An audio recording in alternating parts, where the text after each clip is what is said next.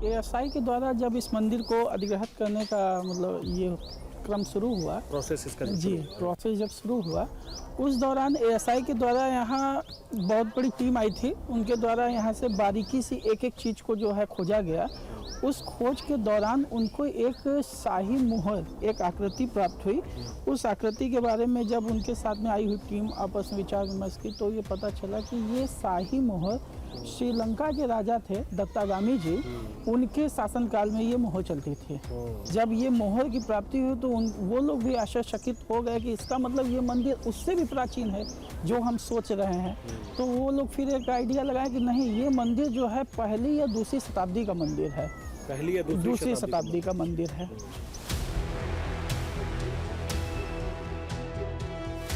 मंदिर के पीछे वाले हिस्से में अवशेष बिखरे पड़े हैं जो ये साबित करते हैं कि धाम की कहानी वाकई सदियों पुरानी है।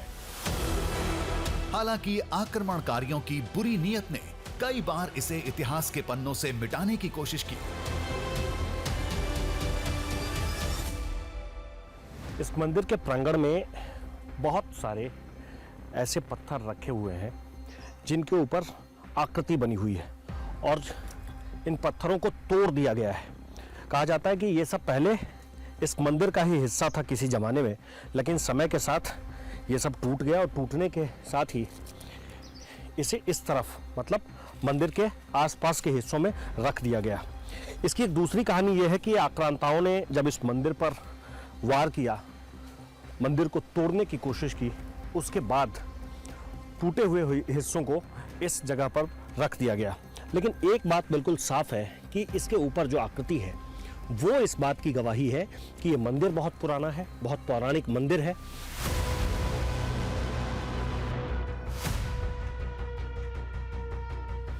एक कहानी इस पवरा पहाड़ी की भी है जिसके शिखर पर मां मुंडेश्वरी का धाम है।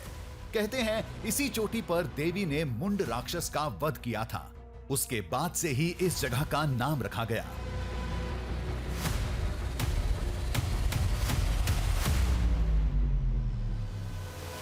दुर्गा सप्तशती के अंदर भी उल्लेख किया गया है कि चंडे च निहते देते मुंडे च विनिपातिते बहुलेषु क्षैति क्षैति स्वसुरेश्वरा। ये चंड और मुंड का क्षेत्र है। ये जो माता जी के स्थान पे जो हम लोग हैं, चंड और मुंड का क्षेत्र है। यहाँ पे माता जी मुंड नामक राक्षस को जब वध की तो मुंड के नाम से इनका नाम जो है मुंडेश्वरी पड़ा, और चंड नामक राक्षस को जब यहाँ से माँ ने खदेड़ी तो हाटा मधुरना के पास में माता जी स्थित विराजमान है। चंडेश्वरी देवी के नाम से वहाँ पे प्रसिद्ध है माता जी।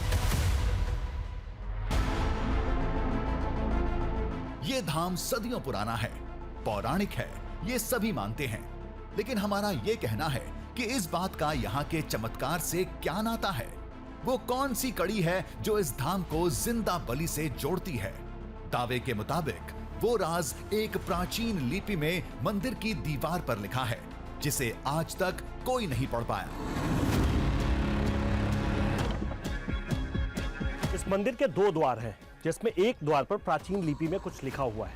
ये कब से लिखा हुआ है इसे लेकर किसी को कुछ पता नहीं है, लेकिन ऐसा माना जाता है कि जब से इस मंदिर का यहाँ जन्म हुआ, जब से ये मंदिर है, तब से इस पत्थर के ऊपर कुछ लिखा हुआ है।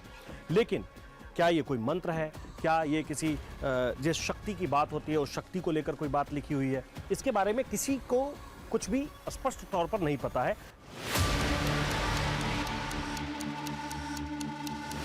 ऐसा नहीं है कि इसे डिकोड करने की कोशिश नहीं हुई। कई विद्वानों ने जोर आजमाइश की लेकिन सफलता हाथ नहीं लगी। बहुत से विद्वान आए इस लिपि को पढ़ने के लिए, अभी तक इस लिपि को पढ़ने की कोशिश हुई है पहले? जी हाँ, लेकिन इसको कोई पढ़ नहीं पाया अभी। किस सन का ये लिपि है।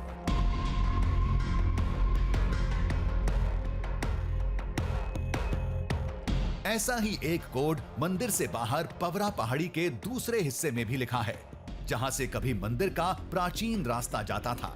लेकिन इस पहेली को भी आज तक कोई सुलझा नहीं पाया। यहां भी आपको प्राचीन लिपि में कुछ लिखा हुआ मिलेगा। हालांकि वक्त के साथ ये धुंधली जरूर पड़ गई है, लेकिन अभी भी ये आपको ऐसा दिखेगा कि यहां कुछ लिखा हुआ था, लेकिन स्पष्ट तौर पर ये नहीं समझ में आता कि क्या लिखा हुआ है। हो सकता है जब यहाँ से मुंडेश्वरी मंदिर जाने का रास्ता हो, जब इस पहाड़ के नीचे मुख्य द्वार रहा हो, ये उस वक्त में लिखा गया हो। ये प्राचीन लिपि में क्या लिखा हुआ है, कब से लिखा हुआ है, ये सब किसी को कुछ भी नहीं मालूम है।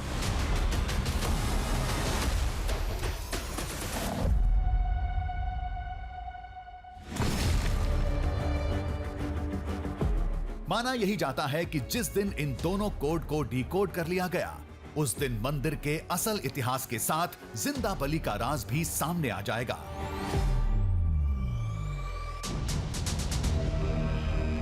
अब ये सब तो कहने सुनने वाली बातें हैं। क्या पता चमत्कार के दावे की असल तस्वीर कुछ और हो, जो आस्था का चश्मा लगाए लोगों को दिखता ना हो।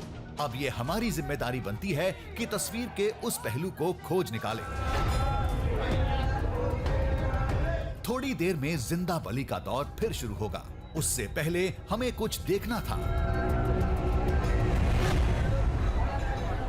पंडित जी, अब मुझे कुछ वो अक्षत और फूल मुझे दीजिए जो आप बकरे के ऊपर फेंकते हैं। वो अक्षत और फूल जो आप उठाते हैं इस मूर्ति के पास से, प्रतिमा के पास से, वो जरा मुझे दीजिए।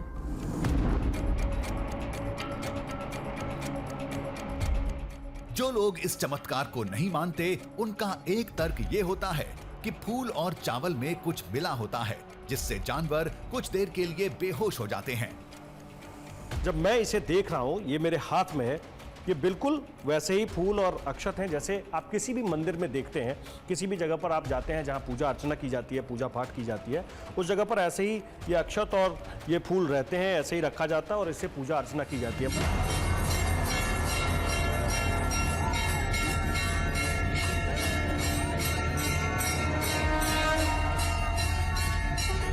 धाम से जुड़े लोगों के मुताबिक जिंदा बलि कमाल नहीं, एक चमत्कार है।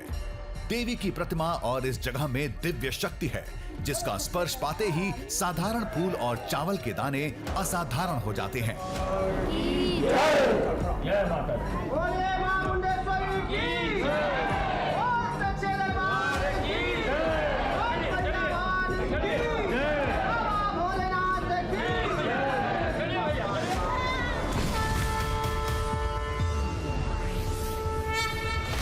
देवी पूजा का सिलसिला फिर शुरू हुआ।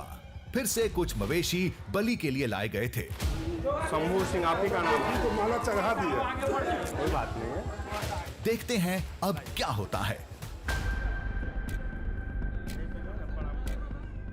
छोड़ दीजिए, यहाँ पे गिरे रहिएगा जब तक कि ना कहे उठाने के लिए। अरे साचे दरबार की जय। माथा टिके रहिए भैया, जब तक कि ना कहे तब तक जो है प्रणाम किए रहिए। जय माता जी। होना क्या था, वही हुआ जो हो रहा था। पुजारी ने जानवर को लिटाया, चरणों से फूल उठाकर शरीर पर रखा और जानवर शांत हो गया। को मिलता है, ऐसा कहीं नहीं होता पूरा भारतवर्ष में, केवल जो है माता मुंडेश्वरी के दरबार में ऐसा जो चमत्कार जो है देखने को मिलता है।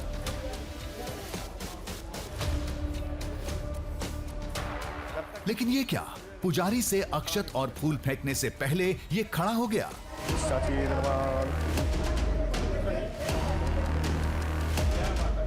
ये कैसे हुआ? जानवर पहले ही कैसे उठ गया?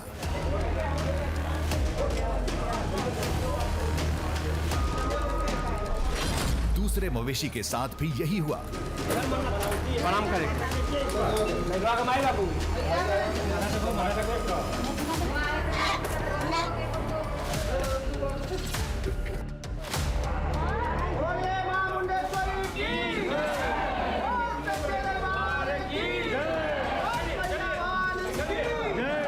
चले क्या, देख लिया।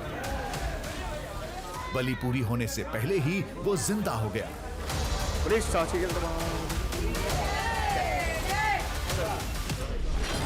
अब ये सब क्या हो रहा था? अब तो तस्वीर दावे के विपरीत थी।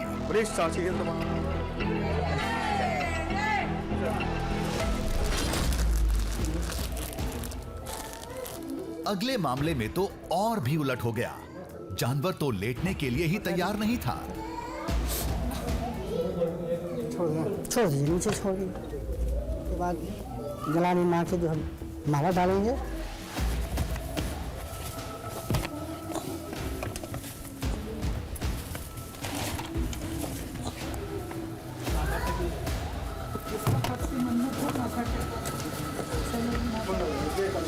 की जय। जय माता। माथा टेकिए बाबू, जिनका मन्नत है पूरा हो जाए। बहुत मुश्किल से मवेशी लेटा, लेकिन फूल रखते ही बेहोश होने के बजाय उछलकर खड़ा हो गया।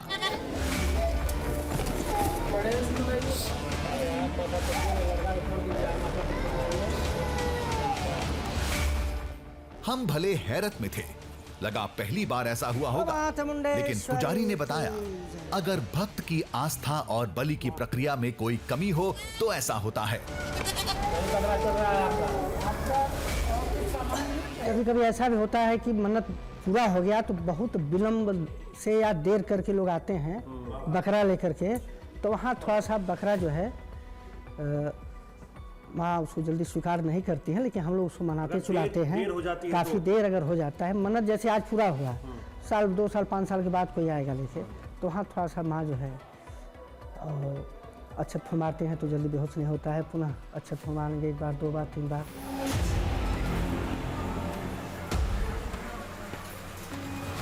पुजारी ने कहा और हमने मान लिया। अभी सोचने का थोड़ा भी वक्त नहीं था। भक्तों की भीड़ बढ़ती जा रही थी, लेकिन मन में कई सवाल थे जिसे पुजारी ने भांप लिया।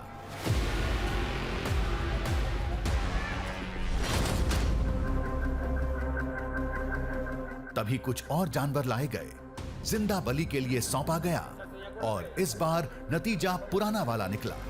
प्रणाम करवाना है, गिरा के रखिए माता जी के चरणों में।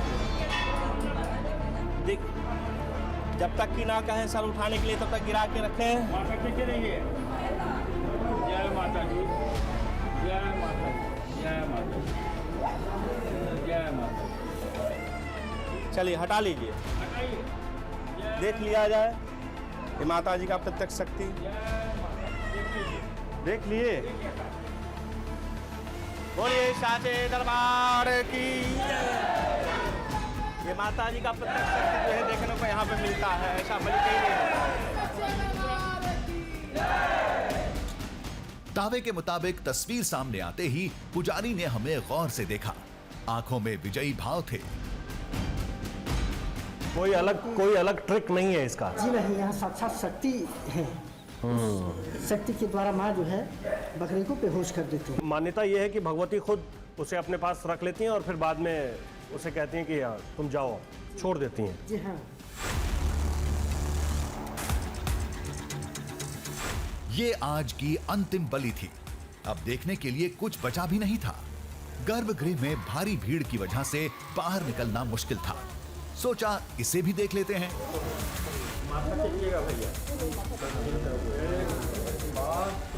पुजारी को छूते ही जानवर आराम से लेट गया। शरीर पर फूल रखते ही एकदम शांत हो गया।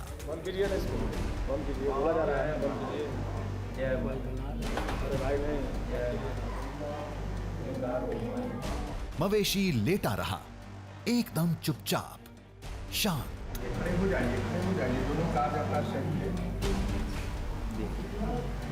फिर देवी का नाम लेकर फूल डाला गया।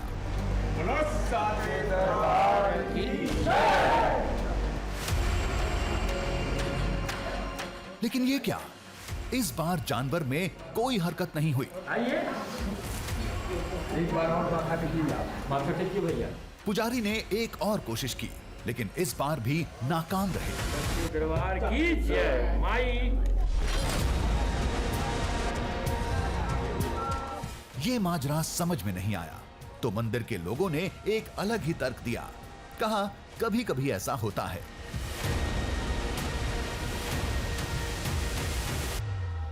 किसी एक भक्त का 7 बकरा था, कुछ समय पहले की बात थी। जो बकरा जो घड़ी से जो हम लोग मिलाते गए 56 मिनट तक लेटे रहा। 56 मिनट तक हम लोग फूल अक्षत मारते रहे, बकरा खड़ा नहीं हो रहा था। लेकिन कहे कि माँ जो है अब स्वीकार करें। अब समय 1 घंटा में सिर्फ 4 मिनट का 4 मिनट ये मैंने खुद इसको चढ़ाया है। ये कोई न तो बनावटी है और न सुनी हुई बात है। हमने खुद इसको चढ़ाया है माँ के सामने। पुजारी के मुताबिक देवी कभी भक्तों से नाराज हो जाती हैं, तो मवेशी के प्राण जल्दी नहीं छोड़ती। थोड़ी प्रार्थना के बाद जानवर फिर से जिंदा हो जाता है।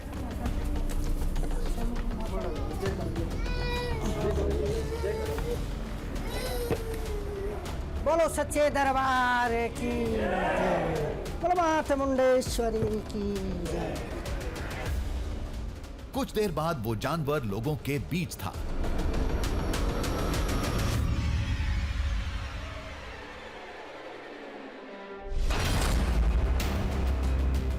हमारी सुई अब भी वहीं अटकी थी। कुछ देर के लिए जानवर बेहोश कैसे हो रहे थे? आखिर चक्कर क्या था? क्या वाकई इस धाम में दैवीय शक्ति है जैसा दावा किया जाता है, या कहानी कुछ और थी जिसके बारे में कोई कुछ नहीं जानता?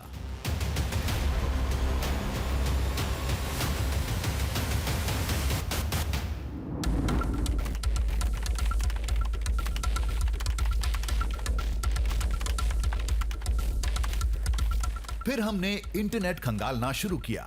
हम बस ये जानना चाहते थे कि क्या दुनिया में कोई और ऐसी घटना होती है।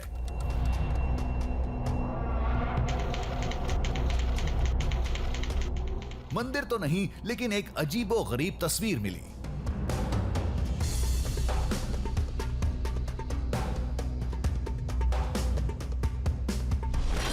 जिसमें कुछ बकरियां अचानक गिरकर ठीक वैसे ही शांत हो रही थीं, जैसा हमने मंदिर में देखा था।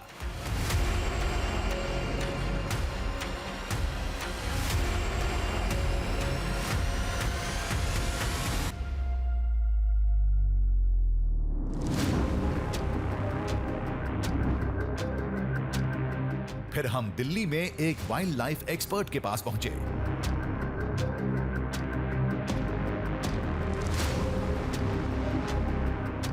उन्हें पूरी कहानी बताई, इंटरनेट की वो तस्वीर भी दिखाई। फिर एक नई कहानी सामने आई। फेंटिंग गोट सिंड्रोम जो है अमेरिका की एक विशेष प्रजाति जो बकरी की होती है, केवल उसी में पाई जाती है, जिसमें कि अचानक से वो घबराने की स्थिति में वो बिल्कुल उनका शरीर जो है बिल्कुल अकड़ जाता है, या वो ऐसा लगता है कि वो बिल्कुल फेंट कर गए हैं। वो कॉन्शियस रहते हैं, सक्रिय तो भी रहते हैं एक तरीके से, आँख वाँख खुली रहती है उनकी, परंतु वो ऐसा लगता है कि वो बिल्कुल उनका शरीर अकड़ गया है और वो जैसे मर गए हैं। वो बिल्कुल इस तरीके से होता है, कुछ समय के लिए ही होता है जी। जो आप कह रहे हैं कि ये सब अमेरिका में होता है? अमेरिका में भी एक विशेष प्रजाति जिसको कि टेनेसी गोट कहते हैं, उसी में होता है केवल।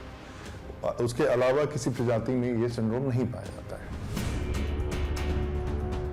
एक्सपर्ट के मुताबिक अमेरिकन ब्रीड की बकरियों में फेंटिंग गोट सिंड्रोम या टेनेसी फेंटिंग पाया जाता है, जिसकी वजह से खतरे का एहसास होते ही ये निर्जीव होकर लेट जाती हैं।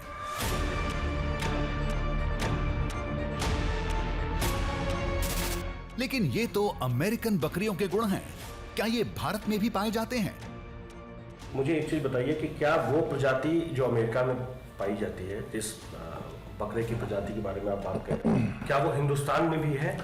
नहीं, इसका कोई प्रमाण तो नहीं है, परंतु ये जरूर माना जा सकता है कि बकरी जिस प्रजाति का जानवर है, उस प्रजाति में एक जरूर एक शॉक टाइप का सिंड्रोम होता है। ये केवल बकरी में नहीं, ये हिरणों में भी देखा गया है।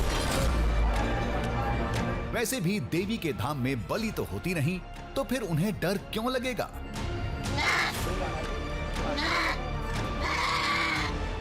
हाँ, ये हो सकता है कि भीड़, शोरगुल और लिटाने के तरीकों से वो खौफ खाते होंगे।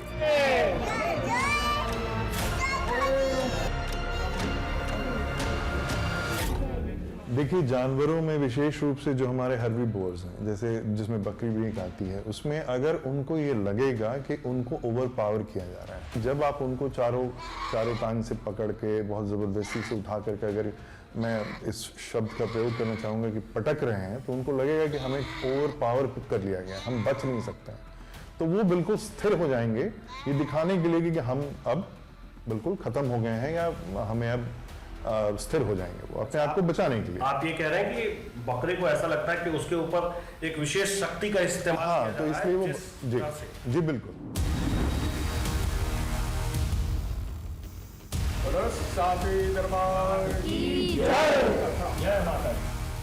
विज्ञान का अपना एक अलग नजरिया होता है। वैज्ञानिक हर घटना में वजह तलाशता है, जबकि आम लोगों की आस्था में कोई वजह नहीं होती। वैसे भी पहले विज्ञान या भगवान वाली बहस सदियों पुरानी है, जिसका फैसला ना कल हुआ था और ना इस कहानी के बाद होगा। जय माता दी।